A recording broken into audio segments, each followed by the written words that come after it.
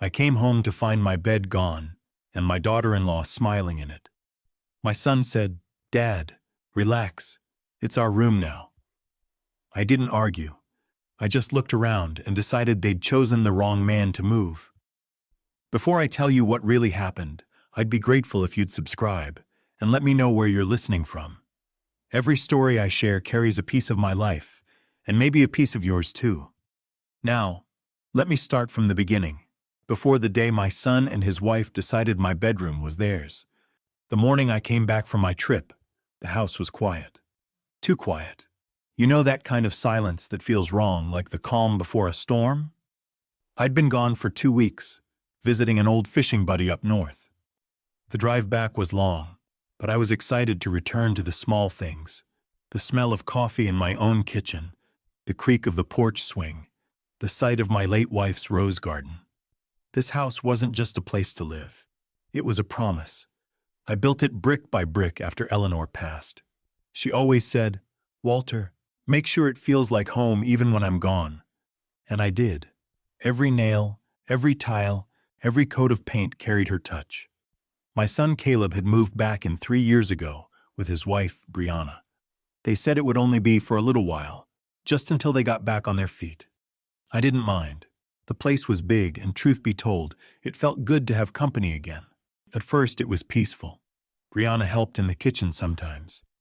Caleb and I would sit on the porch with a couple of beers, talking about the old days, his baseball games, the camping trips, the time he fell into the lake and came out laughing like a fool. I used to think, maybe this is what growing old gracefully feels like. But little by little, things changed. They started bringing in new furniture I hadn't approved. Then came the updates, rearranging the living room, moving my things around. When I'd ask about it, Caleb would laugh. "Dad, you've had it this way for 20 years. It's time for a modern touch." I let it slide. I told myself, they're young, let them feel at home. Every morning, I still followed my quiet routine. Up before sunrise, a cup of black coffee, sitting by the window watching the light crawl across the backyard. Sometimes, I'd hear Brianna upstairs, heels clicking, hairdryer humming, full of life, full of control. Caleb had always been softer, a good heart, but easily swayed. Even as a kid, when things got tense, he'd just look at the floor instead of speaking up. The last morning before my trip, I remember handing him the house keys. "Take care of this place, son," I said. "It's not just wood and walls, it's our story." He smiled, that same boyish grin he had when he was 10, and promised he would. I believed him. When I got home 15 days later, the air inside felt wrong. The smell hit me first: new paint, a perfume that wasn't mine. The pictures on the wall were gone. My wife's old clock was missing. Still, I tried to stay calm. Maybe they just cleaned. Maybe they moved some things. But when I opened my bedroom door, it wasn't my bedroom anymore. The mahogany bed Eleanor and I had shared for 25 years was gone, replaced by a sleek white frame covered in designer pillows. The peach walls were now painted gray. My photographs, our wedding, the kids when they were little, all gone. And just as I stood there frozen, Brianna appeared in the doorway, smiling in a way that didn't reach her eyes. "Do you like it, Dad?" she said sweetly. "We redecorated. This room just fits us better." Her words sliced through me like glass. I gripped the doorframe to steady myself. I wanted to shout, "How dare you?" But I didn't. I just looked at her. Calm. Too calm.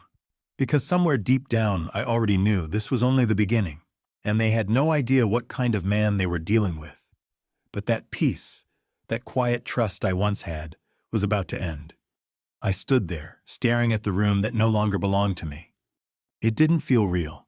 The soft gray walls, the spotless bedding, the scent of her perfume, it was like someone had erased my life and written theirs over it. "Where's my bed?" I asked quietly. My voice sounded smaller than I expected. Brianna smiled, that same polished smile she wore at family dinners. "Oh, we moved it to the garage. Don't worry, Walter. It's safe. You'll sleep in the guest room now. It's cozier. Better for your back at your age." At my age. She said it softly, but it stung like an insult dressed as kindness. I swallowed hard. And you didn't think to ask me first, she shrugged, waving a hand like it was nothing. Caleb said you'd understand. We wanted to surprise you. A surprise. That's what she called it. I took a deep breath, steadying myself. Where's Caleb? Upstairs, she said. We've been working non-stop getting everything ready. The place finally looks modern. She turned, brushing past me like I was invisible, a ghost haunting my own house. Her perfume lingered in the air long after she left. When Caleb finally came down, he looked groggy, wearing a wrinkled t-shirt and the same nervous look he used to get as a kid. Hey, Dad, you're back early. Early, I repeated. I said I'd be home today. He looked away. Yeah, Bri thought you'd like the changes. The room needed a fresh start. I stared at him, my son. The boy I raised alone after Eleanor passed. The boy I taught to fish, to work hard, to never take what wasn't his. Caleb, I said slowly, you let her move my things without asking. He shifted, scratching the back of his neck, a tell he'd never outgrown. Dad, it's still your house, but come on, we live here too. Bree just wanted to make it feel like home for both of us. Home. The word hit me wrong. My home, I said, quiet but firm. Dad, don't make this a thing, okay? You've had the big room for years. We're starting a family soon. And I cut him off. Then get your own house, Caleb. He froze. What? You heard me. I stepped closer, calm but unshakable. If you need space, find your own place. This house was built by my hands, paid for with my years, not a son of yours. Brianna appeared again, a wine glass in her hand, trying to sound playful, but her tone was sharp. Walter, let's not overreact. We just wanted to make the place feel lighter. It's not like we threw your things away. She glanced at Caleb, then back at me. We even kept your old dresser in the garage. The garage. I could picture it. The damp air, the dust, the smell of oil and concrete. My memories boxed up like junk no one wanted. I walked downstairs without a word. They followed. When I opened the garage door, it felt like walking into a grave. There was my old dresser leaning against the wall, my photo with Eleanor cracked right across her smile, the bed frame disassembled and shoved into a corner beside boxes labeled Dad's stuff. I ran my hand along the wood. It was cold, rough, like touching a scar. See, Brianna said, sipping her wine. We kept everything. I turned to her. You kept the furniture, I said quietly. But you threw away respect. The air went still. Neither of them spoke. I picked up the cracked photo and held it close. I didn't yell. I didn't cry. I just felt something inside me go silent, heavy and final. Walter, Caleb started. Come on, we didn't mean...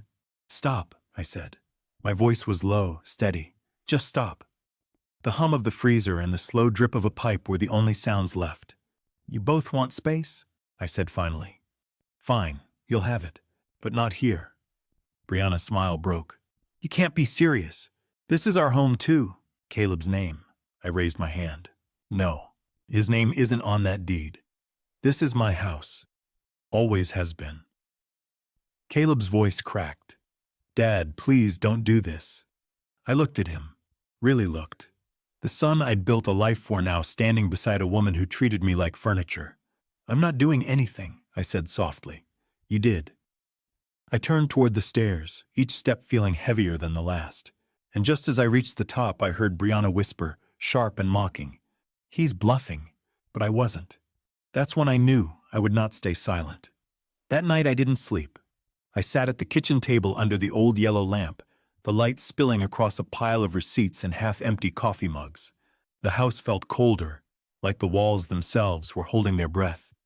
Every sound, the fridge humming, the pipes groaning, echoed with something missing.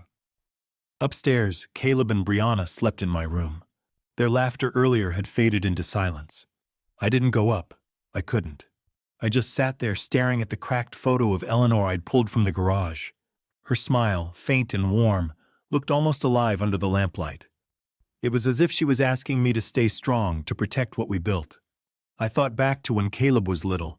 He'd run through these halls, tracking mud from the yard after baseball practice. I used to scold him, but I could never stay mad for long. He'd look up grinning and say, Sorry, Dad. I'll clean it up. And every time I forgave him. because that's what fathers do. But this time, this wasn't a mess. It was betrayal. The next morning, I went outside. The air was crisp, still carrying the bite of late autumn. I sat on the porch swing, our swing, our swing, and watched the sun crawl over the yard. For a moment, I almost felt peace again. But deep down, I knew something had shifted. Still, part of me needed to understand why. Why had my own son allowed this? Why had he stood by while someone else claimed what wasn't hers? Later that afternoon, I got my answer. Brianna was in the backyard, pacing with her phone pressed to her ear. I wasn't trying to eavesdrop, not at first. But when I heard her laugh and say, "Once we finish the renovations, it'll be legally ours," my heart froze. Legally ours. She lowered her voice. "He's old, Nancy. He won't fight it. Once we've made enough improvements, we'll have a case for possession. I've already spoken to someone." My blood ran cold. I reached into my pocket, hit record, and captured every word. Her confidence was chilling. The arrogance, almost rehearsed. When she hung up, I stepped back into the house, my mind spinning. It wasn't just disrespect. It was a plan. That night, I went into Caleb's study while they were out. Bills were scattered across his desk. Credit card debt, overdue car payments, and one document that made my knees go weak. A loan for $27,500, secured against my house. The signature looked like mine, but the middle initial was wrong. A forgery. I sat there for a long time, holding the paper, listening to the old clock tick on the wall. There wasn't anger anymore, just a heavy, quiet ache. My son had done this, the same boy who used to fall asleep on my shoulder after long drives. I didn't cry. I didn't shout. I just breathed, slow and deep, until the shaking in my hands stopped. When I finally looked up, my eyes fell on Eleanor's picture again. Her words echoed in my mind. "Patience, Walt. Even storms pass if you wait them out." So I waited. The next morning I called my daughter, Maya. She lived 3 states away, but when she heard the tremor in my voice, she didn't hesitate. "Dad," she said softly, "what happened?" I told her everything, every cruel word, every receipt, every lie. When I finished, she was silent for a long moment. Then, calm and steady, "Don't do anything yet. I'll handle it. Just promise me you won't confront them until I get there." I promised. For the next 2 days, I played the part of a quiet old man. I made breakfast, fixed a few things around the house, even smiled when Brianna showed me her design plans. Caleb barely spoke. Maybe guilt was catching up with him. But inside, I was changing. I wasn't broken anymore. I was planning. Every night, I sat by the kitchen window and wrote down what I knew. Dates, conversations, screenshots, receipts, the recording. Everything. I wasn't building a wall, I was building a case. By the time Maya's car pulled into the driveway 3 days later, the fog in my chest had lifted. I met her at the door with a small folder labeled House Records. She flipped through it carefully, her brow tightening with every page. Then she looked up, eyes sharp and clear. "Dad," she said, "you've got them. Every piece you need." Her voice carried something I hadn't heard in a long time, certainty. That night, for the first time in weeks, I slept without waking up every hour. Because deep down, I knew the tide was turning. And soon, they'd learn what happens when patience stops being silence. Maya stayed for 3 days, and in that short time, she became the calm center of the storm. I'd find her at the dining table each morning, laptop open, papers spread out, coffee going cold beside her. Every few minutes, she'd scribble a note, highlight a line, or glance up with that sharp, steady focus she inherited from her mother. "Dad," she said one morning, "we're not doing this with anger. We'll do it clean, quiet, and legal." That was exactly what I wanted. Not chaos, not shouting, not revenge shouted across rooms. Just truth. Plain and simple. We began with the loan documents. Maya examined the signature, tracing it lightly with her pen. "They didn't even try to match your handwriting properly," she murmured. "They missed your middle initial." She set the papers aside and looked at me. "This isn't just wrong, Dad. It's criminal. The bank will fold as soon as they see this." Then came the renovation receipts. thousands spent on light fixtures, fake plants, and a new bathtub Brianna had ordered online, all charged to Caleb's own credit cards. Maya shook her head slowly. They're trying to claim ownership through improvements. It's a sneaky angle, but they left a trail a mile wide. I stared out the window while she spoke. The maple trees outside had started to turn. Their leaves, red and gold, covered the swing Eleanor loved. That old metal bench Brianna had installed gleamed under the weak sunlight, cold and soulless, like her taste in everything. What happens now? I asked quietly. Maya smiled faintly. Now, we build the truth, piece by piece. The next morning, I went about my day as usual. I made coffee, fed the birds, and kept my silence. When Brianna floated down the stairs in her silk robe, she smiled like nothing had happened.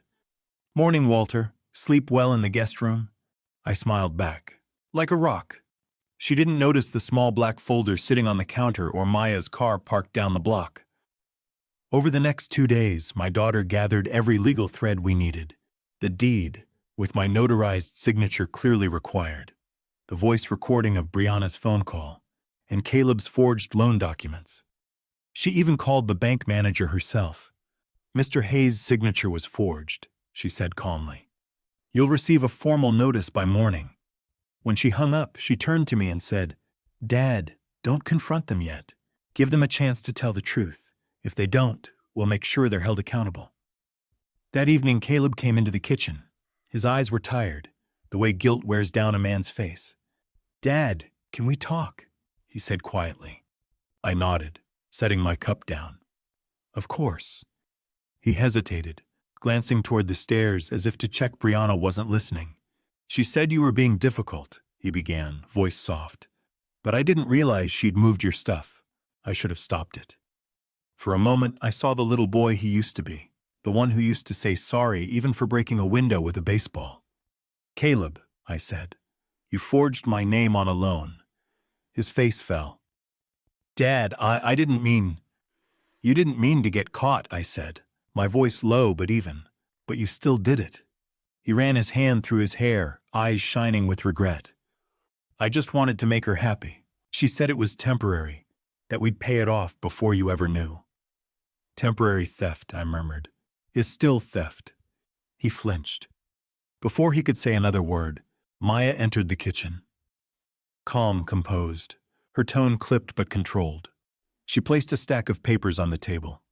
"Caleb," she said evenly, "we know everything." He went still. "This," she pointed to the forged loan form, "is elder financial fraud. And this," she held up another sheet, "is a voice recording of Brianna planning to steal this house. We have enough to press charges, but we're giving you a chance to fix it." Just then, Brianna walked in, her voice sharp. "What's going on here?" Maya didn't miss a beat. "You have 48 hours to vacate the property. All your claims are void. Here's the agreement. Sign it, and you walk away clean. Refuse, and we go to court." Brianna's face turned pale. "You can't throw us out." I finally spoke, quiet and steady. "I can, and I will. This is my house. Always has been." She looked at Caleb for support, but he couldn't meet her eyes. That silence said everything. Maya slid the pen across the table. "Your choice."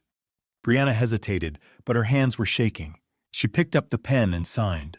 Caleb followed, his signature small and trembling. When they finished, Maya gathered the papers, tucked them neatly into the folder, and said simply, "We're done here." As they walked upstairs to pack, I sat back in my chair. The house felt different, not lighter yet, but ready. The storm had passed, and the air was still. The stage was set. All I had to do now was wait. The next 48 hours passed in a heavy, unfamiliar quiet. Not the kind that hurts, but the kind that comes after a storm, when the air feels clearer and every sound matters. Brianna spent most of that day packing, slamming drawers and muttering under her breath. Caleb helped her, silent, shoulders slumped, eyes down. The way guilt sits on a man, you can see it in the way he moves. I didn't say a word. I didn't need to. I made my coffee like I always did, fed the birds, and sat by the kitchen window as sunlight filled the room. There's something powerful about acting normal when the world around you is crumbling. Maya took care of the final steps. Calm, professional, and steady. She got the signed agreement notarized and filed at the county clerk's office that afternoon. It stated, in perfect black and white, Caleb and Brianna Hayes relinquish all claims to the property at 214 Brookhaven Road. It also confirmed Caleb's acknowledgement of forgery in his repayment plan, the $27,500 loan deducted automatically from his wages each month. Clean, legal, irreversible. When the moving truck pulled up that evening, I stood by the porch and watched. Brianna carried her bags without a word. Her face was pale, lips tight. Caleb followed slowly, hands shaking as he loaded their last box. When he turned around, his eyes met mine. For the first time in months, he looked small, not in size, but in spirit. "Dad," he said quietly. I'm sorry." I nodded. "I know." He hesitated. "I didn't mean for it to go this far. I just wanted her to be happy." I took a breath, slow and steady. "And you thought risking your father's home would make that happen?" He looked down, shame written all over his face. "Son," I said softly, "you can rebuild your life. But start with truth this time. It's lighter to carry." His chin trembled, but he nodded. Then he turned and walked toward the truck. Brianna was already inside, her eyes fixed on her phone. She didn't look back. Not once. I didn't stop them. I didn't shout. I didn't gloat. I just stood there, watching the truck roll down the street, its taillights glowing red against the dusk. And when the sound of the engine faded, the silence that followed wasn't heavy anymore. It was peaceful. That night, I walked through the house slowly, room by room. The air felt different, lighter, freer. I opened the door to my old bedroom. The bed frame leaned against the wall, waiting to be rebuilt. The boxes labeled Dad's stuff sat quietly in the corner. I took out the cracked photo of Eleanor, replaced the glass, and hung it right back where it belonged, above the bed. "Welcome home," I whispered. The next morning, I made pancakes for Maya. She smiled over her coffee and said, "It feels different in here, Dad, like the house is breathing again." I smiled back. It is. Weeks passed, and word spread fast. Caleb's company discovered the forgery when the loan defaulted. He was demoted, and part of his pay was garnished to cover the debt. Brianna picked up a job at a small real estate office 2 towns over. Eventually, they separated. I didn't rejoice. Not really, but I did feel settled. Months later, on a quiet Sunday evening, there was a knock at the door. When I opened it, Caleb stood there, thinner, older, holding an envelope. "I wanted you to have this," he said, handing it to me. Inside was a check, his first full repayment installment. "I'm trying, Dad," he said softly. I nodded. "Good, keep trying." He lingered for a moment, glancing around the house. "You fixed the room." "I did," I said.